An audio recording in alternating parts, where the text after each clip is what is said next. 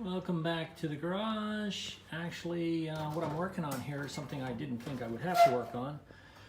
As you can see, I've made the hinges for the back seats, and I would have thought they were made, but didn't appear to be. So I ended up having to make those. I drilled them 1/8, put them in here, and then match drilled them to number 30. The other thing I found is it looks like the forward edge of the baggage floors that's common to the rear seats, that didn't look like it had been drilled out either. So now I'm a little concerned that maybe none of the floor pans have actually been drilled out, except for where the rivets are, but I'll check it when I get around to it. But so far this is it, and then of course you can see here now really plain where I have the access panels cut. They're rather large.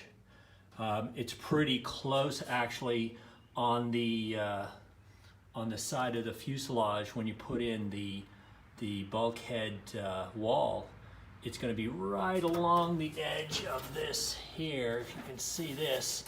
So I'm going to have to see how that works out. It won't interfere with the panel, but it may mean that I need to think about how I rivet it in place once I put the flange in there. But anyway, that's it.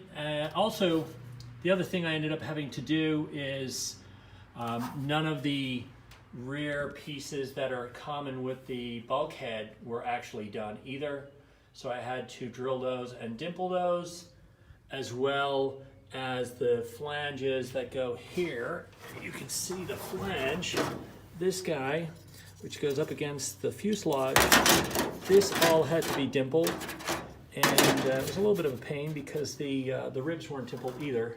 So I ended up having to do those, but I was able to do those with my little pop rivet gun and one of the dimple dies that I have for using on a pop rivet gun. Other than that, it's worked out pretty well. I don't think there's anything else too much. And hopefully now I've got this done, I should be able to finish this off pretty quick. I've got some conduit that I'm going to run for the floors to run some of the cables through, and I've also got some of the insulation that I'll put in place once I vacuum it all out and clean it all up for the final go. But yeah, it was okay. Oh, and another thing that was not done is this piece here was not dimpled, nor was the flange itself. So I ended up having to match drill these, dimple it. Dimple these for number 40, and this is for number 19 for the screw heads to sit flush as they go in place.